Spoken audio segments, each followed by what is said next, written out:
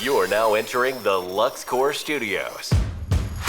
And you've secured a seat for the Protecting Your Radius podcast. Here, we build connections from your contracting profession to some of the top bleeding edge products and services. Don't get deterred. Let's not delay. Here is your host, Nathan Downs. Hey, what's up, everybody? Welcome to another episode of the Protecting Your Radius podcast. I am your host, Nathan Downs, and on today's episode, I have a dear friend of mine from New York. His name is Eric Spitale, and he is going to be talking to us specifically about commercial contracting, prevailing wage, what it looks like to go through the commercial process of bidding and all that stuff. And Eric, I want you to tell a little bit about your story, and then we'll kind of get into the brass tacks of the show, man. Okay, fantastic. Thank you for having me. Yeah, you bet. Eric Spitale, Spitale Construction Resources. We're based out of New York City, just north of New York City. We're a public works company, meaning that we chase government-funded projects.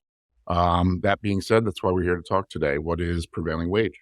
I think a lot of guys hear prevailing wage and they get a little bit scared. They don't know where to start. You know, you hear guys say, oh, like you're going to get screwed on it or whatever. I can tell you that's not the case. It's 90% of what I do. So yeah, we're going to talk about the Davis-Bacon Act of 1931. Basically, that was an act that enabled the government to utilize the taxpayer funds for construction jobs as well as some other stuff that boils down to us in the fence industry. The government requires a wage and a benefit, which is called a supplemental benefit, to pay your employees. And this is supposed to give you a working wage that, is a quality of life as well as benefits. So you can either get your own benefits or some companies will take that benefits and put together a benefit. Awesome. Go ahead, bud. I was going to say the wage and benefits are set by geography. So depending on what county you're in and what state you're in, they're going to set the wages. Nice. So you specifically, how long have you been in the commercial end of construction? So a long time, probably over a decade. My company is going on 7 years old. Nice. And you said you mainly do fencing, like chain link, iron, that type Yes, of stuff? so we have a very strong focus in fence and security, access control, et cetera. But our main bread and butter is government-funded fence projects, whether that's prisons, schools, municipalities, et cetera. Perfect. So, Eric, let's break down into like prevailing wage. You kind of gave us a heads up on the Davis-Bacon Act, what prevailing wage actually is and maybe what it's not. So everybody's aware. Eric's going to tell us a whole bunch of really cool stuff that we've already kind of looked over and glossed over. And I'm just going to interject questions that I know that I've heard guys asking me on a constant basis. You know what I'm saying? So, I'm gonna give the floor to you, buddy, and this is your show. So, rock it. Fantastic. So the prevailing wage is, it levels the playing field with some of your bigger companies as well as with the unions. So, because it's government funded, like I said, the government wants to know where their wages are going and how they're spent. So if you work for a big company like a Skanska or a Turner Construction, when you're going to business with them, those guys are going to allow or have their company set up with a structured benefit plan, livable wages, et cetera. So to level the playing field with a smaller company like us, with those bigger companies, they're going to set the wage rate. So everybody's going in at the same time. Things you need to know about prevailing wage. I think anybody can get into it. There's just some planning that needs to be done. You got to be aware of what you're getting into. Like I said before, a lot of guys get nervous or they've heard horror stories, and sure, they can happen. But, with proper planning, I think anybody can get involved in this. What do you think is the biggest barrier of entry, Eric, in prevailing wage jobs? I think it's beyond just what the hearsay of what you're getting into. I think it's going to be working capital. Working capital, because prevailing wage pays weekly. The guys are making substantially more than a regular installer. So whatever the county sets the rate at, it could be anywhere. In New York, it's $100 an hour plus. So whatever the rate is, that's going to be your biggest barrier, is having working capital. Getting into it, for me, it was always it was always a struggle. And depending as you bring more jobs and get, take on larger jobs, continue to be a struggle. But I think I've heard a previous podcast with you about your relationships with the banks, the line of credit. Yeah. So all that comes into play. But you don't necessarily need that just to get started. There's some ways that you can fund these jobs if you have some extra cash, as well as leverage your vendors. There's a bunch of different ways to get into it. But working capital is probably the number one, because again, you're going to have to pay these guys their wage and supplemental benefit weekly, as well as you're going to pay your vendors, and then you're going to wait. That's the one thing. A lot of guys are used to, hey, the job's done, time to get paid. With this, you're going to be out, depending on the contract, 30, 60, 90, and sometimes even 120. So being said, to get into public works, you want to look at your state, and most states are going to have what they call public works cert. And this is just a quick Google search, and that's kind of a credential that allows you to get into it. And it's just kind of a money grab, I think. A lot of states will say, yeah, you want a public works cert, it's $300. What else? You got your bonding. Bonding is going to be important because anything that goes out to bid, most of the time, not all the time, they're going to require a bid bond. A bid bond is through a surety company. It's basically insurance. Bid bond is going to ensure that if you're awarded the project, that the surety company is going to back you up with the insurance for the project. Once you're awarded that project, you're going to get a bid bond. And again, this is going to be a percentage of the total of the project. Let's say it's, the SBA does this. So you can work with any surety company through the SBA under $5 million. But it's going to be a percentage between, 1.5% to 3.5%, depending on your surety company and who you're working with. So that's another factor to look into when you're bidding these projects. The surety company, once you get the job, is then going to bond the project for you. This is just insurance. The insurance is going to allow, and you also need skin in the game with the surety company. So when you get that bond or when you sign up with the surety company, they're going to want to see that you have some liquid money, maybe some assets that you can put on the line, because it's skin in the game. They want to know that if you don't pay your vendors or don't pay your guys, that bond's in place to pay those people out. Yeah. So if you don't pay your vendor can go and say, hey, we weren't paid, but they're going to go after the bonding company and get paid on it. The bonding company is going to go after you. Yep. So, it's something to be aware of. And from my understanding, it works both ways too, correct? Oh, certainly. Right. Certainly. As like a general contractor being bonded out. Right. So if you're working for a GC and he doesn't pay you, and there's different laws within different states of how long you can go. Here in New York, it's about 90 days. Anything after 90 days, if you're not paid in 90 days, you can go to the bond company and request payment on it. And no GC wants to hear that, you went up against their bond, because it's going to look bad for them. Right. So it's just protection. It's insurance that covers everybody. But to get into that, and not all jobs are going to require it, but a lot of them are. To get into that, you're going to have to put some skin in the game and get some information out there to them. It's a little bit of a deep dive into your financials, but it can be done. Even the new guys can do it. The SBA will bond you. They'll probably start you at like $400K just to get going. So that's a question I have for you, Eric. I have never heard that the SBA does bonding at all. I didn't know that. So what is that like? What does that even mean? I mean, do you go to call your local SBA office? I mean, I think most cities have an SBA office. No, or you go online. Right. So it's not. You're not going to go to the SBA itself. You're going to go to a surety company. Okay. Through that SBA, the SBA backs it. So the SBA is backing them, backing you. So they'll back up to $5 million as a new company. So that would be similar to how like Fannie Mae or Freddie Mac and Fannie Mae do the mortgages. Correct. All right. Makes sense. Mortgages. Yeah. Right. And then, even beyond that, plus $5 million, that's another financial deep dive. And then plus $10 million, it's the same thing. So some of these huge GCs might have $60, $70 million bonds, which protect them, and it protects their contractors as well. Yeah. Or their subcontractors. And your bonding capacity. It's all in place. It's just insurance. Your bonding capacity is the entire scope of all of your bonded work at the same time. Is that right? So correct. If you had let's say you had $1 million bond, you could do 10 $100,000 jobs, or you could do $1 million job. So your bonding capacity, you can't The surety company, if your bonded is at $1 million, they're not going to let you go over until you go to the next step. And they're going to look back at you and see that you've completed the jobs, that you haven't had any issues, that nobody's called the bond in, if you will, et cetera. But yeah, their capacity levels it so you can have, like I said, 10 $100,000 jobs or $1 million. Gotcha. So I have a question on that. We just turned in a government contract bid yesterday to a couple general contractors here in town. And the amount of the bid was close to about $2 million, right? For the fence and the security products on this.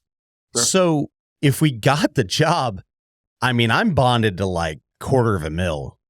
Like, right. So right. I don't even know, like even me, I'm sitting there going, I have no idea what I'm going to do if we actually get this, because they didn't request the bid bond up front or anything, but they, of course, it's government. I mean, it says that it's bonded underneath the general, the general contractor and stuff like that. So, yeah, what do you think would happen in that capacity? Or have you seen something like that? Because I mean, that's pretty large scale, and for any contractor in our market, I mean, that's a lot. Like, it's a nice job for fence, right? Yeah. So, I mean, I think your best bet, and this goes for everybody, is to go and reach out to your bonding company, whoever that is. You're going to reach out and create a relationship, like you said, with your agent. And I think what they're going to want to see is, one, have you ever completed a project of this size? That's an important one. And two, do you have the A-team in place to do this job? And both those variables will go to the underwriting. And if they think like, hey, yes, this company hasn't done a job that size, but ground of the people within this company can handle a job this size, the underwriter will probably push it through. Sure. Makes sense. That's perfect. So what else you got, man? What's needed to do prevailing wage? So we got the bonding done. Reports, certified payroll reports. So this is how you're going to track the money spent for the government. A certified payroll report, the most common one used is going to be a W-8-347. Basically what this report is, it's going to list who your guys were on the job site, the week that they worked, where the job was, the hours that they worked, and then it's going to calculate how much of the money went to that particular job. So let's say you have a guy on a site for 3 days, and then he's doing some open shop stuff the other 2 days. You're still going to report how much was spent on that job site, but you also have to report how much they got paid in total. So a WH-347 is going to break that down for you. You can do it by hand. That's where I started. You could plug it in and do it on the computer, and then eventually, currently I use Paychecks, and they have a sister company that spits out a certified payroll report for me. It's a paid service, but that's something that you're definitely gonna have to learn how to do, along with the billing process. When you're submitting those reports for your billing, whether it's a scheduled values bill or the end of the job bill, you're gonna submit that, and you're also gonna submit sign-in sheets. So every day your guys are required to sign in, what time they got there, what time they left. That's gonna back your certified report. That all gets handed in. Another billing portal that a lot of GCs use, it's fairly common, is called AIA 702-703. This is the Architectural Institute of America.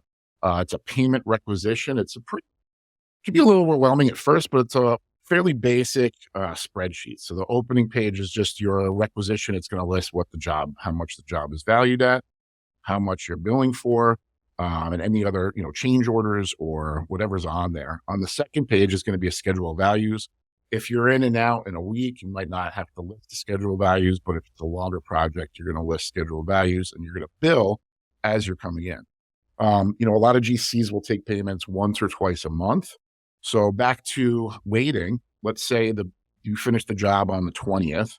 You're going to bill the job by the 1st. Then from the 1st, it's got to get approved. Once it's approved, you're going to wait your 30 days. So it's actually longer than 30 days. And it can be long. You say 30 days, but it's 30 days from billing, right? Approved billing. So that process can be tedious, but again, it's all the information's out there. We're here now to talk about. It's just a lot of paperwork. And I think that's what jams guys up. A lot of guys just want to work in the field, and the paperwork is a nightmare. I'm here to tell you that, doing the paperwork in the office can make you some more money. That being said, an open shop job for what's your average, net on a project, 25%, right? So if you're netting 25% on a $10,000 project, let's keep that up because of the prevailing wage rate. It's now a $100,000 project. There's some more money, but you got to have more skin in the game. Sure. Right. Whether it's, money, or et cetera. Yeah. We kind of briefly talked about leveraging your vendors. That's something important, vendor relationships, because you can get, 30, 45 days, whatever it is. But also, so you guys know that if you land your first prevailing wage job, you can speak with like Master Halco, and Master Halco will work with you. And back to that bond, Master Halco will work with you, and they'll put a job site agreement, places them on that bond, and they'll let you get that project. Yep. They'll supply you the material, and then they know that they're going to get paid no matter what. Once you complete it, you can pay them off, and if you don't, they'll go after the bond company. Yeah. Yeah. So like on that bid yesterday, we were looking at the multitude of different things that were coming down the pike from the different vendors. And as you can imagine, a $2 million job, you have well over $1 million in material, right? Yeah. But from all the different vendors, there's 3 main vendors that I was pulling numbers from. Each one of those I verified before that we could do like a job account. Sure. And then, in Master Halco was a great example. They were like, no problem with the job account if the project's bonded, right? So like everyone has their nuanced piece. But again, it's just like you're saying, Eric, it just protects each of us out there. It protects the distributors. It protects the manufacturers. It protects us as the installer, having all these things in place. And then when you have done all your work through the process, it gives you a peace of mind to be like, okay, well, now I understand. Like, I just didn't throw something against the wall and hope it sticks. So, like, because I'm sure somebody's done that before, right? Like, so. Yeah, that's where the hard part is. So, we're here as you're educating everyone. We're here to encourage people, don't be that guy. Like, just don't do that. You had mentioned something that I was thinking about that really kind of caught my eye on the certified payroll process. So let me ask you this. If you had one of your team members that was working out in the field for 3 days on a government job and then 2 days in the shop, does your payroll then have to reflect the prevailing wage over the entire week? Like, are they now paid at $100 an hour? No. Or do they go back to $25 an hour when they're at the shop? So how does that look on the report? Like, how does that lay out? So on the report, it'll say Monday, Tuesday, Wednesday, and it'll list they worked 8 hours a day. And there's a box at the end of the week that'll list how many hours total were worked on that job specifically. And then that's calculated, whatever the rate is, how much money went to that job. Then Thursday, Friday, you don't have to list as they worked that day, but you do have to list their gross and net from their check. Okay. So it's not even shown on there, but the check is shown on. So, and, I got a question. So does your payment processing, like, let's say I get this project and I don't set it up with certified payroll from the processor, like use the third party part of it, but instead I decide, well, I'll just go ahead in my payroll that's already electronic because it's pulling out FICA and Medicare, Medicaid, all that stuff. Sure. So I just go in there. Would I duplicate the employee and then have have them paid so much time at this rate hour and so much time at their standard hour? Or would that be one way to do it? Or how did you do it when you started? I guess that's my question. I started by hand, but there was calculations and whatnot. But if you use QuickBooks, let's say you use QuickBooks. I do. Payroll, okay. QuickBooks is going to break out your FICA, your uninsurance, your uninsured employment, and all those different taxes. So you can take that and you can write that in. So you could say 7 hours, 8 hours, 3 hours, whatever the total is times X. And then it'll list where to fill in those taxes. Got it. So you can break the whole thing out. Okay. Makes sense. Yeah. And, back to leveraging the vendors, you might have to leverage 3 or 4 vendors on something like that. Master Halco you might say, Master Halco, you want this whole thing? Yeah, we do, but it's a little rich for us.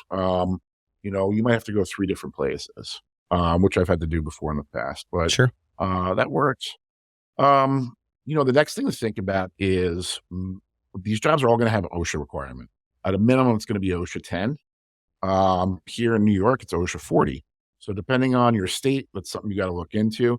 And most of the time, if you're working for a GC, they're going to ask you to submit the OSHA certs. And if you don't have them, it's going to jam up your payment. You'll get paid eventually, but they're going to say, per your contract, you have to have OSHA guys. So now you submitted and you don't have George's, OSHA cert, and they'll give them a reason. GCs they want to make money, they penny pinch wherever they can. So that's something to be aware of. Legal workers, you got to have people that are able to work in the United States. That's important because you're going to list their social security, their address on their information on your payroll report. And sometimes in the world we live in, there's still some COVID stuff because it's government funded. They may require COVID vaccinations as well. So what they require? What? COVID vaccinations. I don't know what that is. Is that a thing still, or? I'm kidding. Well, we just we just got canceled. No. So you got to look into all of that and just kind of see, plan it correctly, and you'll be able to jump in there. So I got something on that, Eric. So normally when an ITB or an RFP, so an ITB is an invitation to bid, an RFP is a request for proposal, right? When we see those come out from a general contractor or directly from some government body, right, or municipality or whatever, when we see those come in, where do you find those requirements often? Like, do they stick them all in a spot, or is there usually a good rule of thumb for people just to even look at this stuff? Like, if they're online and they get a request from a GC and they're like, I don't even know where to start, where would you say you would look electronically? Or we'll say electronically because most of them come through on the email now. Where would you start on that? Because I have a thought on that, but I'd be interested to see what you say. Yeah, as far as the requirements to do that project, if it's through a GC, I would call the contact at the GC and just speak to them. Ask them about OSHA, ask them about bonding. Sometimes the GC won't require you to have a bond because they already have a bond in place. So they might just let you come in under them and do the work. As far as, everything else, I think is just kind of in the ether out there. Are you specifically looking for wages or? No. I'm just thinking the general project information. I mean, because typically I would send someone, because you got to think there's people on here that aren't going to even know where to begin. Like they open up a bid board, they go on Building Connected or Construct Connect or something, right, and do this. I have no idea what's happening, right? So I often say, I go to the plans first to make sure that there's fence even there, right? Right. Because I have read an entire spec book before and things were specified. And then I'm like, there's 10 feet of fence, like freaking kill me. I mean, literally after an hour and 15 minutes, you're like, God dang.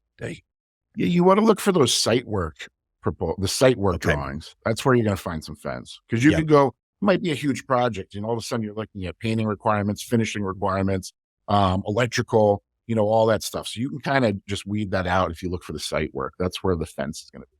Or just a bird's eye view, that main bird's eye view that kind of shows a lot of everything. Yeah. Okay, there is fence on here.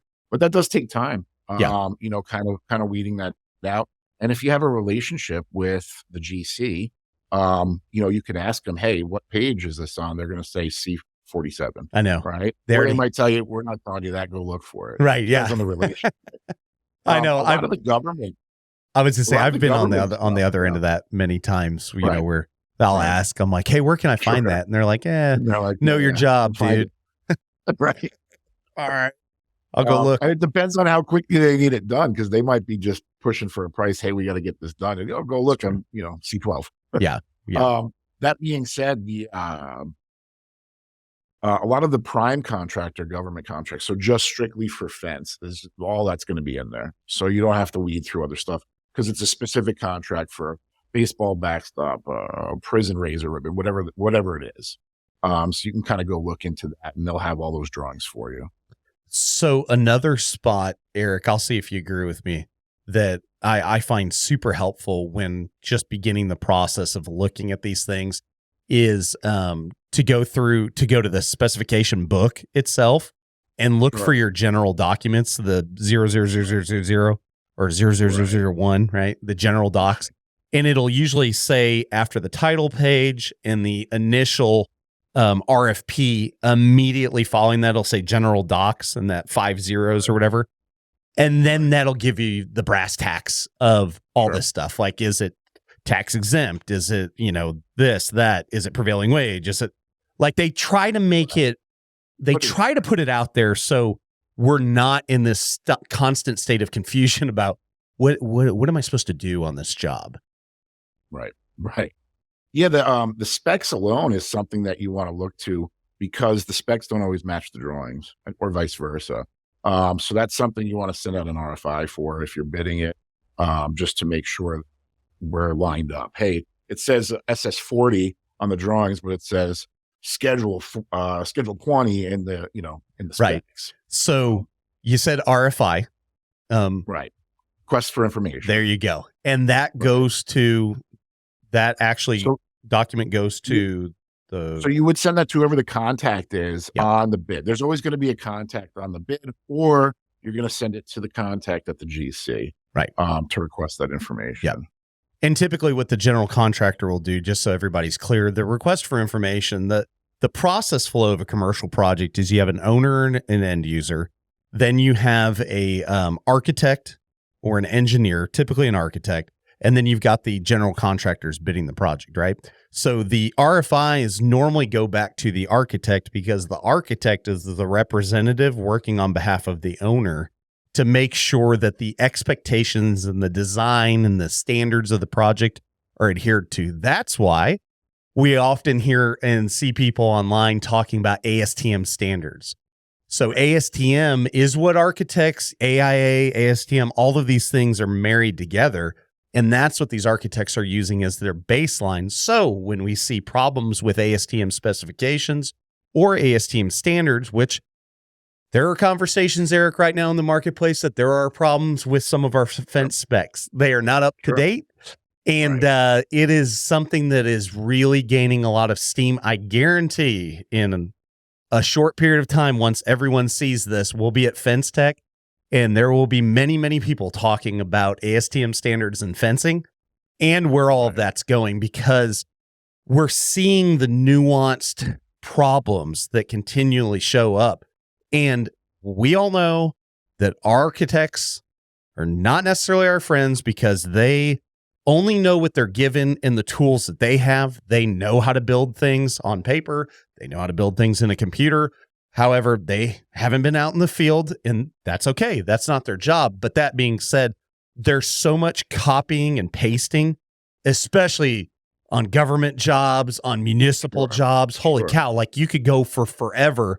And I'm thinking about there's one architect firm here in Tulsa, Oklahoma that we have that they keep copying the same dadgum chain link spec, and it's not right.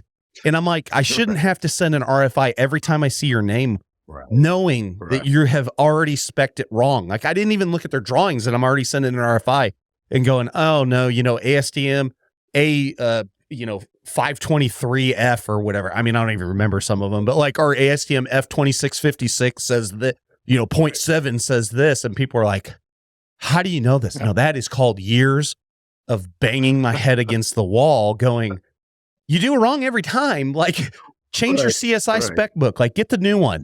You don't use 2001, pay the thousands of bucks and get 2013 or 2017, or whatever. So, well, like you said, that's someone in the office that doesn't know fence or any other trades, and they're just copying and pasting. So, back to the RFIs, for a government project, when you send in an RFI, they're going to send out an addendum. So to make it fair for everybody that's bidding that project, if you have a question on your Schedule 40 pipe, they're going to send out an RFI or an addendum answering that question for all to see, to level the playing field. Yep. In those contracts, it's, there's a bunch of nuances as well, because you can sometimes read between the lines and catch them if you will, on something that's wrong. And if you don't send an RFI, you can always contest a contract if you're awarded. Let's say you show up, contract, you were the only guy that bid it. Contract said SS20, you show up, you're doing the job. They come out, inspector says, this is supposed to be Schedule 40. You can go back to the contract and say, no, this is what it was. So that contract is important as well. And reading between the lines, you can kind of nuance the contract as well. What days guys can work. Can they work on Saturday? Is it time and a half or double time on Saturday? What holidays they can't work on?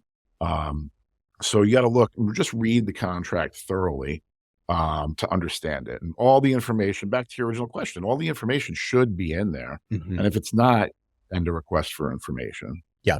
We had, I think I told you, the one that I had a couple weeks ago was got to send in a proposal direct to the general contractor already working on a manufacturing site. They sent back the contract. I reviewed the contract and noticed in the insurance section that they wanted a $5 million umbrella policy. Well, we don't have that yet here. We've only been in business in 2 weeks for a year. I mean, technically full time, right? So thank you. Yeah. So why I say that was because I went, I don't even know how much this is going to cost, right? So I called my insurance provider immediately. I said, I need you to get me a quote today, like ASAP, upping my $1 million policy, another $4 million to $5 million. Let the general contractor know immediately. So I signed the contract and red marked all that stuff and said, we have $1 million. Then we added some verbiage in there. So this is easy stuff you can do. I did all this on my iPad. Like, it's not fancy, right? Especially right now. Now, once you have review view, blue beams, you have all these other, you can make it. I mean, tell me if I'm wrong. Right. You could really use the technology and make it look like you're legit.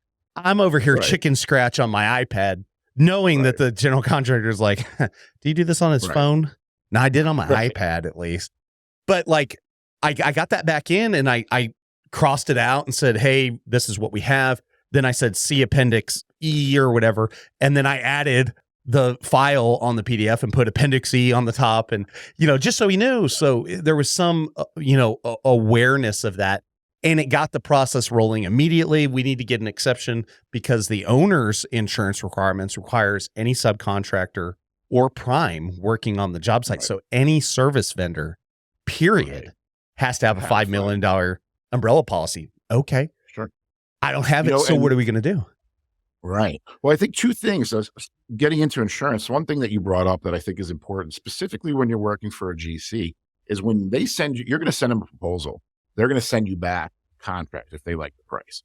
That contract is still negotiable at that time. So what you did is you went back in, you crossed out some stuff. Hey, I don't have a $5 million bond. I have a $1 million bond. Or I don't like this liquidated damage. It shouldn't be $1,000 a day. It should be $100 a day. Whatever it is, you can go in and change that and negotiate that contract.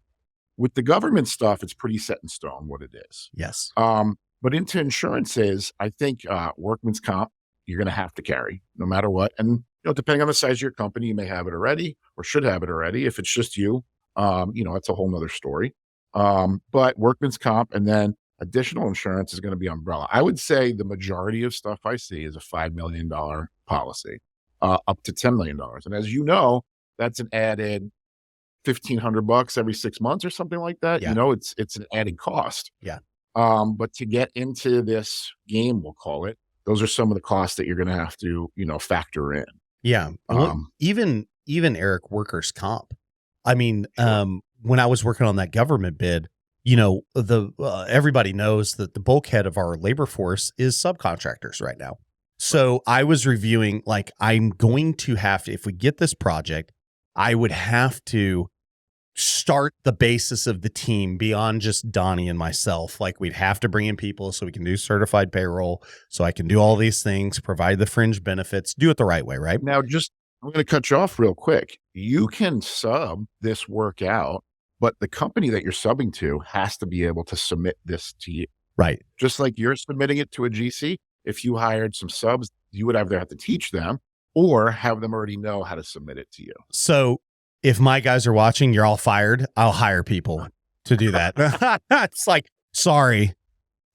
You know, yeah. Ain't none of my subcontractors doing that. Hey, if one of y'all is watching this and you would do that, you freaking call me like as soon as you see this drop. But no, that's a good point. That's a great point. I looked at it from the perspective of knowing the capacity of the subcontractors that we have here and what their desire is. Most of my subcontractors are labor only. Eric, they just want to build. And it has allowed someone like me to leverage that and say, okay, you carry your own GL, you carry your own workers' comp, your general liability is GL, right? Your workers' comp, your own auto, all these things. You sign like a master service agreement contract. We've been talking a lot about some of those different things, or contract per project. You're even better covered if you did that. We don't do that. We do a master service. And then make sure I got a good valid W-9. And that's it for me. I mean, they do those 5 things. They can work for us, and it's great. I mean, you know, we've got the tools, we've got the resource. But it allowed us to not have to carry the note on some of these things. So here in Oklahoma, like in ours is cheap, but our workers' comp is if you do anything fence related, it's a flat fee across the board. If your multiplier is 1 and you're new, it was like $5,000 a year per person. Flat. Like so they just dump right through it. Now it goes your EMR, your modifying rate on that. If you have a claim, if you do all these different things, we can get into that next time or whatever. But it's just something to be aware of. That may go up, that may go down, and every state is completely different. Do you agree with that? 100%. Okay. So here in New York, it's based off of every $100. I think a fence, what we call them fence mechanics in New York. These are guys that work with chain link. They do these government stuff. So a fence mechanic in New York is around 12 and change per every $100 made. You know, you go to a carpenter or a painter now goes on a ladder. It's going to be higher. A driver is going to be higher. It's more risky. So every state's going to have different comp. Comp is another big one because you can project your comp, and maybe this is a further conversation, or you can pay as you go. So I prefer the pay as you go, but you're always going to get an audit as well at the end of the year. Gotcha. No matter what. So just like your general liability, you're going to have workers' comp audit as well. Is that what you're saying? Yeah. Great. Yeah. Thank you for warning me. I had no freaking clue. It could work to your favor. It's the first time I've ever done. I got to say, this is the first year I've ever had workers' comp. So I'm like, okay, yeah, everything, of course. Just are you projecting? Are you paying a fee? Every state's different, so I can't really. Yeah. No, we just paid. I paid it. They allowed a payment plan. Yeah, so we're projected. That's fair. Because I said, what's the salary benefits of the person? And then I gave them those numbers, and then they produced the number coming back, like I said, like around the $5,000 range. And then they're like, okay, you can pay this in 3 parts. You owe us $2,000 today. And I was like, okay. Now the tricky part about that is if you're projecting and you under project, and let's say you project your payroll to be $100,000 for the year. Okay. And all of a sudden your payroll is $250,000. Yeah. Now they're going to audit you and you're going to owe. Right. Sure. And the other way is if you overpay, you're most likely not going to get that money back either. So do they not credit you or something or? Yeah. They don't like to do that. I mean, they will a little bit. Okay. You might get some of it back, but yeah, that's the audit. So the audit can work in your favor. Okay. Well, the reason I ask is because like my general liability, when we go through that audit process for the GL, we'll get a cutback, like a kickback from the insurance company, because they're like, well, you said you projected that your revenue would be this and and here's what it really was, and this is great. Right. We are sending you a $700 check, and I'm like, okay, that's cool. Okay. Yeah. So I have yet to see. Even when I was part-time and had insurance with the business, I have yet to see a year where we didn't end up with a refund of some sort. But we're still waiting our refund from 2022. So maybe they just called it a wash. I need to follow up on that. So to clarify, every state is different when it comes to comp. Sure. You know, every state can be different. Additional insurance. I just did a job where it was a longer job. We were on a couple months, but we were storing material on the job site. Per the contract, I had to carry an additional inland marine policy just to store material on that site. And that was a requirement. It was a school. So that was a requirement from the architect in the school that brought down to the GC, that brought down to me. So little things like that, that's when these guys get in trouble, when they didn't read or they didn't go through the contract. And all of a sudden they're like, oh, now I got to pay an extra $1,500. It's not in my bid. So devil's in the details. Yeah. Yeah. That's good. Well, this is all super technical. Our technical friends out there geeking out over this. We have got a whole bunch more things that we can continue on through the billing process, where to find these resources, where to find the jobs. And we want to keep talking about this. But as I always say, Eric, I want to put a little bow on this thing, wrap this guy up. So what closing thought off the first part of this series about commercial contracting do you want to leave with everybody out there, bud? Yeah, I think just to get started, places to find this. You're going to look federally. You can look at sam.gov. You're going to have to sign up for a cage code. You can start looking at bids. And, you see the movie War Dogs, right? Bidding on ammunition. It's the same thing. The government bid pencils, motorcycles, you name it, chemicals, fence. That being said, every municipality will have a website where there's going to be a bidding portal, whatever they're putting out. Cities, school districts.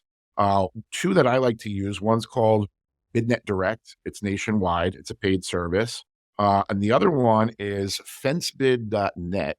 It's not as technically great as the other ones, and you can just look through states, but it's every day it lists whatever fence job is and whatever state it is. So if you're scouring or you have somebody scouring, they check it every day. One pops up in your state, you take a look. And I think that's like $20 a month. So it's not a break. Oh, nice. But that's where I would start. Awesome. Well, Eric, we appreciate you again being on here. Thank you for having me. Sharing your wisdom, man. And if anybody has any questions, where can they reach you? Are you on social media or do you do anything like that? Certainly. You could email me. I'll give you my email. It's sales@scrinc.co, sales@scrinc.co. Or you can find us on Instagram. I'm a pretty big Instagram guy, Spitale Construction Resources. Nice. And of course, if you have additional questions and you want to send them in the show, you want us to do future episodes on those things. Again, we already have some other episodes planned up here in the future. You can always email that to info@protectingyourradius.com. And that's it, guys. We appreciate each one of you professionals out there for joining us, and always. And we'll see you on the next episode. Take care. You've been listening to the Protecting Your Radius podcast from the LuxCore Studios in Bixby, Oklahoma. Thanks for sticking around, and connect with us and all of our partners at www.protectingyourradius.com. We want to thank our premier partners. LuxCore, the newest line of premium quality composite infill to slide into your fence track fence system. Frame your style today. Also, Stain Track, the world's first patented standalone stain machine. Utilizing flood coat technology, Stain Track covers boards, pickets, posts, and any type of dimensional wood you can think of. And what better way to use your Stain Track machine than to use the easy application Wood Defender family of stains. Wood Defender goes on easy and covers in one coat with no back brushing. And of course, the true power of our show is you, the listener. Please rate and review our show on whatever platform you consume this content. Your 5-star likes and reviews help other contractors get the message that we all want to be better and do better. And in the construction world, we can never forget that before you can be great, you've got to be good. Before you can be good, you've got to be bad. But before you can even be bad, you've got to try.